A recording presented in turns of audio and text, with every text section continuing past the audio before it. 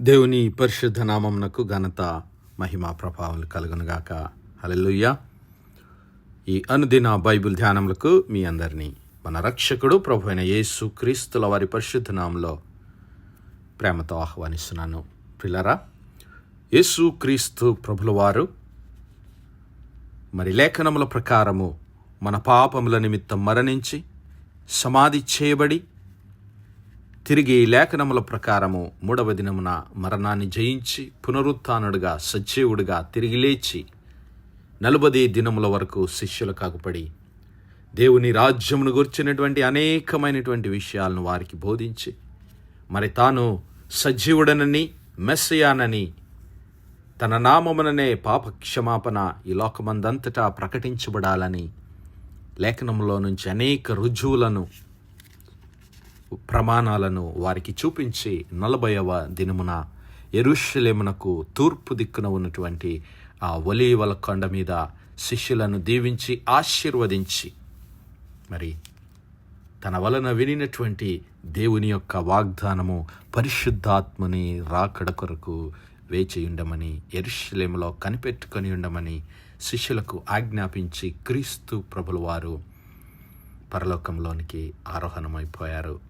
దేవుని సన్నిధిలో నుంచి ఒక మేఘము వారిని ఆయనను పరలోకానికి తీసుకొని పోవడం వారు కన్నులారా చూశారు. అయితే క్రీస్తు ప్రభుల వారు మరి ఆరోహణమైపోయిన తర్వాత దరిదాపు 10 దినముల వరకు శిష్యులు యెరూషలేములో దేవుని సన్నిధానంలో ఏక మనస్సుతో ఏక హృదయంతో దేవుని సన్నిధిలో ప్రార్థన చేస్తూ ఉన్నప్పుడు పెంతెకోస్తు పండుగ దినాన అనగా క్రీస్తు ప్రభుల వారు పునరుత్థానుడుగా లేచిన దినము మొదలుకొని 50వ దినమున మరి దేవుడు వాగ్దానం చేసినటువంటి ఆ యొక్క ప్రథమ ఫలమైనటువంటి క్రీస్తు ప్రభుల వారి ఆయన వాగ్దానం చేసినటువంటి ఆ పరిశుద్ధాత్మ దేవుని ఆగమనము రాకడ ఆ యెరూషలేములో ఉన్నటువంటి శిష్యులందరూ ఆత్మచేత దేవుని పరిశుద్ధాత్మ చేత నింపబడి ఆ పరిశుద్ధాత్మ దేవుడు వారికి వాక్శక్తిని అనుగ్రహించిన కొలది వారు అన్య భాషలతో మాట్లాడుతూ దేవుని స్తుతించడం మనం చూస్తూ ఉన్నాం. ప్రియులారా, మరి ఇది దేవుని వాగ్దానము. దేవుడు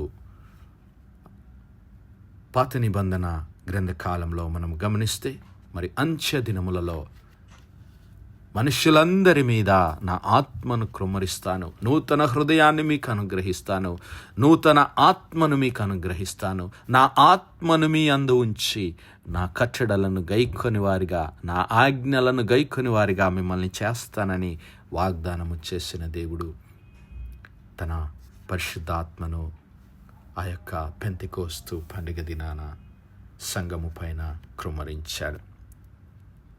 అదేవిధంగా మరి క్రీస్తు ప్రభుల వారు చెప్పిన మాదిరిగా ఆ ఆదరణకర్త సత్యస్వరూపి అయినటువంటి ఆ పరిశుద్ధాత్మ దేవుడు మరి ఇప్పుడు సంఘమును నడిపిస్తూ ఉన్నాడు.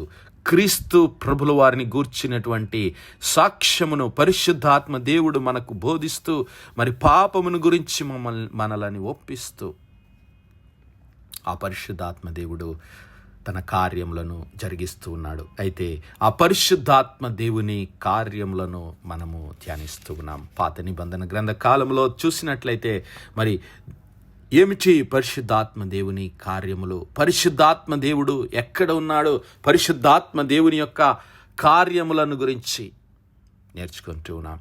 మొట్టమొదటిగా సృష్టిలో మరి దేవుని సృష్టిలో పరిశుద్ధాత్మ దేవుని కార్యాన్ని మనం చూసాం. ఆది యందు దేవుడు భూమి ఆకాశములను సృజించినప్పుడు భూమి నిరాకారముగా శూన్యముగా ఉన్నప్పుడు మరి చీకటి అగాధ జలములపైన కమ్మి ఉన్నప్పుడు దేవుని ఆత్మ జలములపైన అల్లాడుచు దేవుని సృష్టికి మార్గమును సరళము చేస్తూ ఉన్నాడు. హల్లెలూయా. ఆ సృష్టి కార్యక్రమంలోనే కాదు, మరి దేవుడు తన స్వరూపమందు తన పోలిక చొప్పున నిర్మించినటువంటి మానవుని సృష్టిలో కూడా, మానవ జాతి యొక్క సృష్టి అంతటిలో కూడా పరిశుద్ధాత్మ దేవుని కార్యము హస్తము మనకు కనబడుతూ ఉంది. చూద్దాం. ఆదికాండము 2వ అధ్యాయం 7వ దేవుడైన యెహోవా నేలమంటితో నరుని నిర్మించి వాని నాసికా రంధ్రములలో జీవవాయువును ఊదగా నరుడు జీవాత్మ ఆయను. హల్లెలూయా. మరి ఆదికాండము 1వ అధ్యాయంలో మనం చూస్తే 26, 27 వచనాల్లో దేవుడు మన స్వరూపమందు మన పోలిక చొప్పున నరులను చేయదము, వారు సముద్రపు చేపలను, ఆకాశ పక్షులను, పశువులను, సమస్త భూమిని, భూమి మీద ప్రాకు ప్రతి జంతువును ఏలుదురుగాక అని పలికెను. దేవుడు తన స్వరూపమందు నరుని సృజించెను. దేవుని స్వరూపమందు వాని సృజించెను, స్త్రీనిగాను పురుషునిగాను వాని సృజించెను. దేవుడు వారిని ఆశీర్వదించెను. ఎట్లనగా, మీరు ఫలించి అభివృద్ధి పొంది విస్తరించి భూమిని నిండించి దానిని లోపరుచుకొనుడి. సముద్రపు చేపలను, ఆకాశ పక్షులను, భూమి మీద ప్రాకు ప్రతి జీవిని ఏలుడని దేవుడు వారితో చెప్పి వారిని ఆశీర్వదించాడు. హల్లెలూయా. మరి దేవుడు తన స్వరూపమందు తన పోలిక చొప్పున ఆ తండ్రి, కుమార, పరిశుద్ధాత్మ త్రియేక దేవుడు తన స్వరూపమందు, త్రిత్వమైనటువంటి దేవుడు తన స్వరూపమందు మానవుని సృజించాడు. ఆ మానవునికి దేవుడు ఒక మరి ఆకారాన్ని ఇచ్చాడు, ఒక శరీరాన్ని అమర్చాడు. మరి ఆయన అతనిలో ఒక మరి జీవమును ఊదాడు. దేవుడైన యెహోవా నేలమంటితో నరుని నిర్మించి వాని నాసికా రంధ్రములలో జీవవాయువును ఊదగా నరుడు జీవాత్మ ఆయను. ఆ జీవవాయువే ప్రిలరా దేవుని పరిశుద్ధాత్మ. దేవుడు తన ఆత్మను మనలోనికి ఊదాడు. దేవుడు తన ఆత్మలో మనలను పాలిభాగస్థులనుగా చేశాడు. అందుకే మరి యోబు గ్రంథంలో మనం చూస్తాము, దేవుని ఆత్మ నన్ను సృజించెను అంటూ ఉన్నాడు. యోబు గ్రంథము 33వ అధ్యాయము 4వ వచనము, the spirit of God has made me, the spirit of God has made me and the breath of the almighty has given me life. దేవుని ఆత్మ నన్ను సృజించెను, సర్వశక్తుని యొక్క శ్వాసము నాకు జీవమిచ్చెను. దేవుని శ్వాస, దేవుని జీవము, దేవుని ఆత్మ నరుని జీవాత్మగా మారుస్తూ ఉంది. మరి అంతకుముందు దేవుడు చేసినటువంటి నరుని మనం గమనిస్తే, మరి నరునికి దేవుడు ఒక శరీరాన్ని అమర్చి మరి ఆ శరీరంలో మరి ప్రాణమును ఇచ్చాడు. ప్రాణము ఉంది, కానీ ఆ తర్వాత అక్కడ లేనిదేమిటి అంటే ప్రిలరా ఆత్మ అక్కడ లేదు. అయితే ఎప్పుడైతే దేవుడు తన జీవవాయువును, తన జీవాత్మను నరుని నాసిక రంధ్రములలో ఊదాడో అప్పుడు నరుడు జీవించు ఆత్మ అయ్యాడు. ఎందుకు అంటే ప్రిలరా ఆ ఆత్మస్వరూపి అయినటువంటి దేవుని సన్నిధిలో, దేవుని సహవాసములో, దేవుని పరిశుద్ధాత్మతో పరిశుద్ధాత్మనితో సహవాసం కలిగి ఉండటానికి. హల్లెలూయా. మరి అదే యోబు గ్రంథం 32వ అధ్యాయం 8వ వచనంలో మనం గమనిస్తే, అయినను నరులలో ఆత్మ ఒకటి ఉన్నది, but there is a spirit in man and the inspiration of the almighty giveth them understanding. ఎందుకు దేవుడు తన ఆత్మను మనకు అనుగ్రహించాడంటే, ఇదిగో మనకు వివేచన కలగజేయడానికి, దేవుని సంగతులను మనము గ్రహించడానికి, దేవుని చిత్తాన్ని గ్రహించడానికే.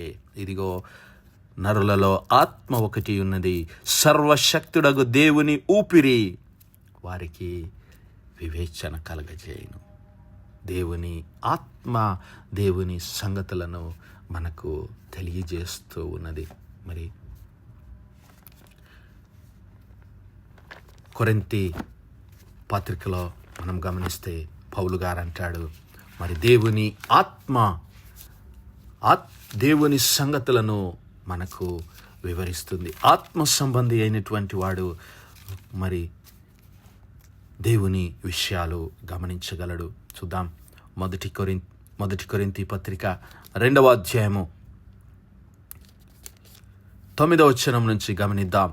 దేవుడు తన్ను ప్రేమించు వారి కొరకు ఏవి సిద్ధపరిచెనో అవి కంటికి కనబడలేదు, చెవికి వినబడలేదు, మనుష్య హృదయమునకు గోచరము కాలేదు అని వ్రాయబడి ఉన్నది. మనకైతే దేవుడు వాటిని తన ఆత్మ వలన బయలుపరిచి ఉన్నాడు. ఆ ఆత్మ అన్నిటినీ, దేవుని మర్మములను కూడా పరిశోధించుచున్నాడు. పరిశుద్ధాత్మ దేవుడు దేవుని మర్మములను పరిశోధిస్తాడు. ఒక మనుష్యుని సంగతులు అతనిలో ఉన్న మనుష్యాత్మకే గాని మనుషులలో మరి ఎవనికి తెలియను. అలాగే దేవుని సంగతులు దేవుని ఆత్మకే గాని మరి ఎవనికి తెలియవు. దేవుని వలన మనకు దయచేయబడిన వాటిని తెలుసుకున్నటకై మనము లౌకికాత్మను కాక దేవుని యొద్ద నుండి వచ్చు ఆత్మను పొంది ఉన్నాము, అనగా పరిశుద్ధాత్మని మనము పొందుకొని ఉన్నాము. ఎందుకు అంటే దేవుని చిత్తాన్ని గ్రహించడానికి, దేవునితో సహవాసము కలిగి జీవించడానికి.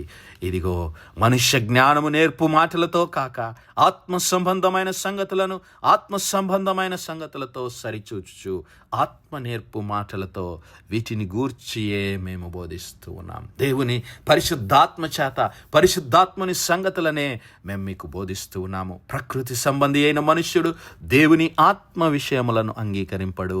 అవి అతనికి వెర్రితనముగా ఉన్నవి. అవి ఆత్మానుభవము చేతనే వివేచింపదగినవి కనుక అతడు వాటిని గ్రహింపజాలడు. కాబట్టి ఆత్మ సంబంధి అయినటువంటి వాడు అన్నిటినీ వివేచించును గాని అతడు ఎవని చేతనైనను వివేచింపబడడు. ఇదిగో ప్రభువు మనస్సును ఎరిగి ఆయనకు బోధింపగలవాడెవడు? మనమైతే క్రీస్తు మనస్సు కలిగిన వారం. దేవుని నామానికే మహిమ కలుగును గాక. అందుకే దేవుడు తన పరిశుద్ధాత్మను మన యందుంచి మనము పడిపోయినప్పుడు తిరిగి మనలను పిలుచుకొని క్రీస్తు ప్రభుల వారి పరిశుద్ధ రక్తం చేత మన హృదయాలను శుద్ధీకరించి తిరిగి తన పరిశుద్ధాత్మను మనకు అనుగ్రహించాడు. హల్లెలూయా. మరి ఎప్పుడైతే దేవుడు నరుని నాసికా రంధ్రములలో జీవవాయువును ఊదాడో దేవునితో మరి నరుడు సహవాసము కలిగి జీవిస్తూ ఉన్నాడు. కానీ ఆదాము అవ్వలు ఎప్పుడైతే దేవుని మాటలకు అవిధేయత చూపి దేవుని ఆజ్ఞను అతిక్రమించి మరి పాపములో పడిపోయారో అప్పుడు దేవుని ఆత్మ నుంచి వారు ఎడబాటు చెందారు, మరణము పొందారు. అనగా దేవుని సహవాసములో నుంచి దేవుని ఆత్మ నుంచి వేరు చేయబడ్డారు. గనుకనే పెంతెకోస్తు పండుగ దినాన దేవుని వాగ్దానం చేసిన మాదిరిగా క్రీస్తు ప్రభుల వారు మన పాపములకు రావలసిన శిక్షను భరించి తన పరిశుద్ధ రక్తం చేత మనలను విడిపించి తిరిగి ఒక నూతన సృష్టిగా మనలను చేసి తన పరిశుద్ధాత్మను దేవుని ఆత్మను తిరిగి మనం పొందుకోవడానికి దేవుడు కృప చూపాడు. మరి నా సహోదరుడా, నా సహోదరి, దేవుడు అనుగ్రహించినటువంటి ఆ పరిశుద్ధాత్మ దేవుని నీవు నేను పొందుకొని దేవుని ఆత్మ చేత మరి నింపబడి తిరిగి దేవుని సన్నిధిలో ఒక నూతన సృష్టిగా చేయబడదాం. దేవుని సాక్షులుగా జీవిద్దాం. అట్టి కృప, అట్టి ధన్యత దేవుడు మనందరి జీవితాల్లో అనుగ్రహించునుగాక. ఆమేన్, ఆమేన్, ఆమేన్. ప్రార్థించుకుందాం. హల్లెలూయా, హల్లెలూయా, హల్లెలూయా, హల్లెలూయా. స్తోత్రము, స్తోత్రము, స్తోత్రము, స్తోత్రము, స్తోత్రములు తండ్రి. అత్యంత కృపాభరితుడవు, అత్యున్నత సింహాసనంపై ఆసీనుడవైన మా ప్రియ పరలోకపు తండ్రి, చిమ్మగలిగిన మా దేవ, సైన్యములకు అధిపతి వగు మా యెహోవా తండ్రి, కృపా కనికరములు గల మా ప్రభు, సూర్యోదయం మొదలుకొని ఇంత మట్టుకు మా తండ్రి మీ చలనెక్కల నీడను భద్రపరిచి అయా మరొకసారి మీ ప్రియ కుమారుడు మా ప్రభు అయిన యేసు క్రీస్తుల వారి పరిశుద్ధ నామములో దేవా మీ కృపా సన్నిధానంలో ప్రార్థించడానికి సజీవ లెక్కలో మమ్మల్ని లెక్కించిన మీ ప్రేమకు వందనాలు, కృతజ్ఞతాస్తుతులు, స్తోత్రాలు, స్తోత్రాలు, స్తోత్రాలయ్యా. దినమెల్లా మీ యొక్క పరిశుద్ధాత్మ సహాయము, నడిపింపు, ఆదరణ మాకు అనుగ్రహించి అయా మమ్మల్ని నిత్యము నడిపిస్తున్న తండ్రి మీకే స్తుతులు, స్తోత్రాలు చెల్లిస్తున్నాం అయ్యా. మరి మీ యొక్క పరిశుద్ధాత్మ అభిషేకాన్ని మేము పొందుకొని ఒక నూతన సృష్టిగా, క్రీస్తునందు నూతన సృష్టిగా మేము సృష్టించబడి మీ చిత్తాన్ని, మీ మనస్సుని ఎరిగిన వారమై ఇదిగో మీ యొక్క రాజ్య సువార్తను, మీ యొక్క రక్షణ సువార్తను ఈ లోకమందంతటా ప్రకటించడానికి మీ కొరకు బలమైన సాక్షులముగా, నమ్మకమైనటువంటి బిడ్డలంగా, పిల్లలంగా ఈ లోకంలో జీవించే కృప మాలో ప్రతి ఒక్కరికి దయచేయమని సమస్త మహిమ, ఘనత, ప్రభావాలు మీ నామానికే చెల్లిస్తూ మా ప్రభును, మీ ప్రియ కుమారుడు, మా రక్షకుడునైన యేసు క్రీస్తుల వారి పరిశుద్ధ నామమున ప్రార్థించి వేడుకుంటున్నాం మా పరలోకపు తండ్రి. Amen, amen, amen. God bless you all. Praise the Lord. Shalom.